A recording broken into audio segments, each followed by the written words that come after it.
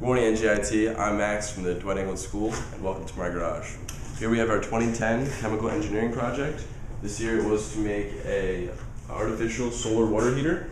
It consists of a basin, a light source, as well as a solar collector. The basin is a plastic tub that can hold about 20 gallons of water.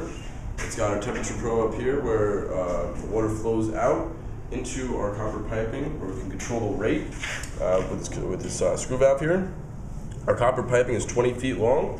It's about a 1/4 inch in diameter, and it's coiled underneath our light source here to absorb as much light energy from the lights put out as possible.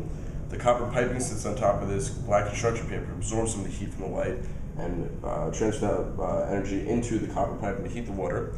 This whole thing is insulated and covered in tinfoil to reflect the light into the copper piping.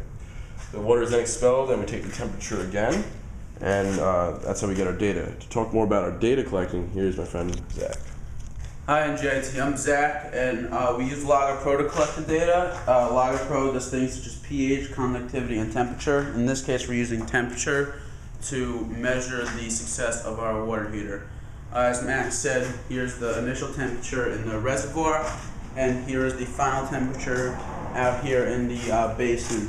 We plug it into the pipe so we prevent any heat loss during the process. So Max, what do you say we collect some data? Let's do it. So I'll turn the valve. Ready, set, go. Alright, our data started collecting. In the first minute or so, the temperature should spike and come down to a constant because the water has been stagnant in the pipe for a bit of time. Now I open up the valve, you notice, to a specific opening, one that we realize is good for our setup here. Let's see what our data looks like here, guys. So like Zach said, the red line is our basin temperature. It's still increasing because the water's been sitting in the pipe underneath the light for a while. But that will start to come down and become asymptotic as it approaches its final temperature. We usually get a temperature change between the reservoir and the basin of a degree to a degree and a half. Right now is a little bit more than that because the water's still flowing through the system and approaching its final temperature. But this is pretty much the way our system works.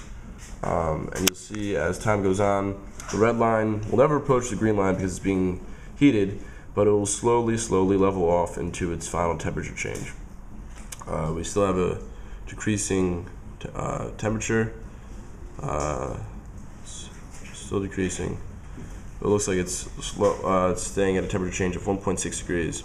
So to measure our efficiency, we would then multiply our change of temperature, which for this run was 1.6 degrees, right, Zach? And we would multiply it by the amount of liters expelled at the end of the process. And then we would take it over the flow time, which is the amount of time it took that amount of water to flow out of the system. So anyways, this is our project. We hope you liked it. And thank you very much, NJIT. We will see you soon.